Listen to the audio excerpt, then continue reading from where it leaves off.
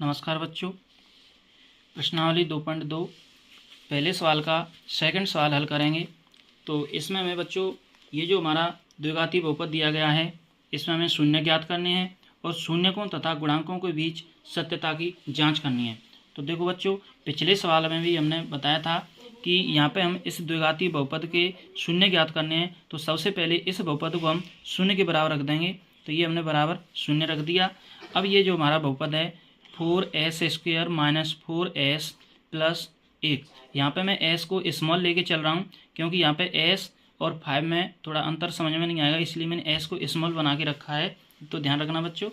तो यहाँ पे हमें इसके गुणनखंड करने हैं। तो पिछले सवाल में मैंने बोला था बच्चों कि यहाँ पे जो प्रारंभ में ये जो x² या s² का जो गुणांक है इसका और अचर पद का गुणा करते हैं। तो यहाँ पे इस 4 का सबसे पहले इस अंतिम पद से यानी अचर पद से गुणा करेंगे तो ये आ जाएगा 4।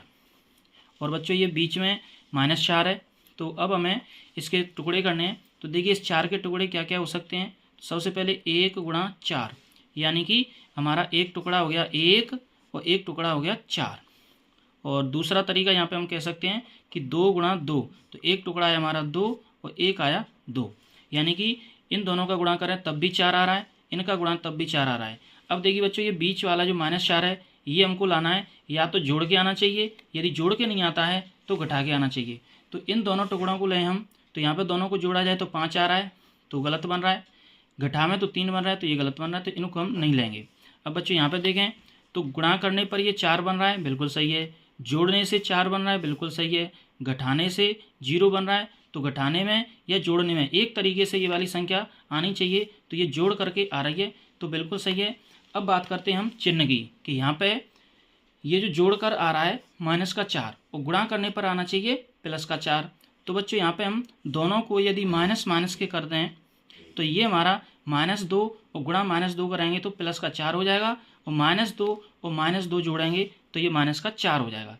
तो बच्चों ये हमारे दोनों जो खंड हुए हैं वो बिल्कुल सही हैं। अब देखिए सवाल में इनको कैसे रखते हैं। तो देखिए बच्चों यहाँ पे हम ये अपना 4s² और इस माइनस के 4s को रखेंगे हम माइनस का 2s और माइनस का 2s, क्योंकि हमारे ये जो दो टुकड़े आए थे अभी -2 और -2 ही आए थे। तो इस 4 को हमने तोड़ दिया, -2s और -2s, और ये प्लस का 1 यूं का यूं रखा रहेगा बराबर 0।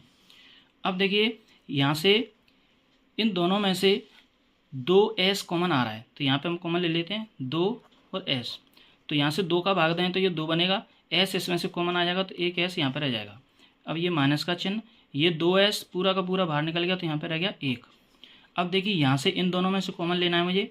तो देखिए इस बात का आपको पता होना चाहिए कि एक प्लस का चिन्ह 2 माइनस के चिन्हों से मिलकर बनता है। तो इसमें यानी कि हम ये समझ लें अपने दिमाग में कि यहाँ पे 2 माइनस के चिन्ह हैं और एक माइनस का चिन्ह ये रहा, तो माइनस का चिन्ह यहाँ से कॉमन आ जाएगा बाहर, तो ये माइनस का चिन्ह आ गया बाहर और ये 2s यूं का यूं रह जाएगा। और अभी मैंने बोला था कि इसमें 2 माइनस के चिन्ह, तो एक चिन्ह आ गया बाहर और एक चिन्ह रह गया अंदर, ऐसे समझ लो बराबर 0। अब देखिए बच्चों यहाँ से यहाँ तक मैंने बोला था एक पद हो गया और यहाँ से यहाँ तक एक पद, तो यहाँ पे ये 2s - 1 और 2s - 1 कॉमन आ जाएगा, तो 2s - 1। अब देखिए यहाँ से ये 2s - 1 निकल गया तो यहाँ रह गया 2s। अब ये पूरा का पूरा निकल गया तो यहाँ पे रह गया -1 बराबर 0। अब देखिए ये 2s - 1 और ये 2s - 1 बराबर 0, तो या तो ये 0 के बराबर होगा या ये 0 के बराबर होगा। तो यहाँ पे लिखेंगे या तो 2s - 1 बराबर 0 या ये वाला 2s - 1 बराबर 0।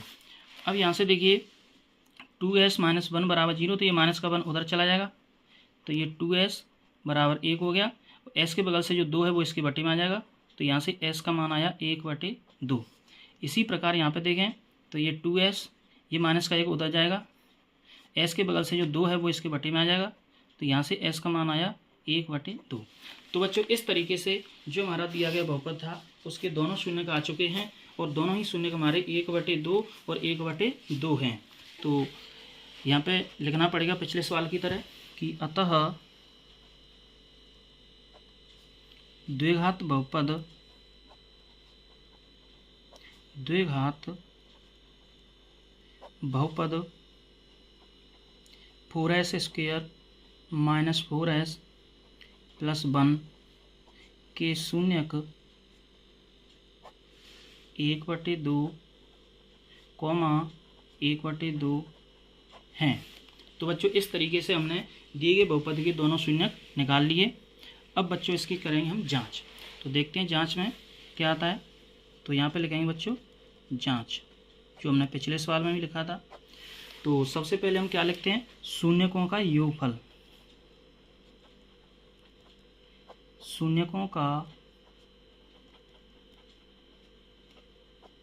योगफल, और बराबर में लिखते हैं माइनस।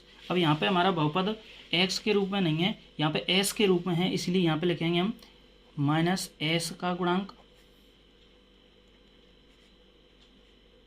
माइनस s का गुणांक, और बटे में लिखेंगे s² का गुणांक।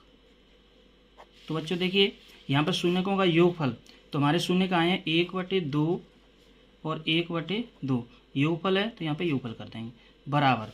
अब यहाँ पे क्या लिखेंगे, देखिए ये वाला माइनस का चिन्ह रख लो सबसे पहले, और s का गुणांक। तो हमारे दिए गए बहुपद में s का गुणांक कितना था देख लेते हैं। तो ये रहा बच्चों, देखो s का गुणांक -4 है, तो यहाँ पे रख देंगे हम -4। तो ये वाला माइनस चिन्ह तो यहाँ से लिया है मैंने, और इस s का गुणांक लिख रहा हूँ तो उसमें भी माइनस लगा है, और ये 4।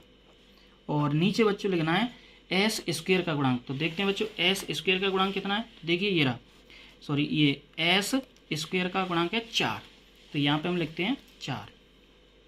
अब देखिए बच्चों ये 1/2 और 1/2, यदि इसका लघुत्तम लोगे तो कितना आएगा, देखते हैं कि 1/2 प्लस 1/2, इनका लघुत्तम लेंगे तो ये 2 का 2 भाग दें एक बार, 1 का 1 से गुणा करें तो 1, और 2 का 2 भाग दें 1, 1 का ऊपर गुणा करें तो 1, तो ये आया 1 और 1 2, और नीचे 2, तो बराबर में आया 1।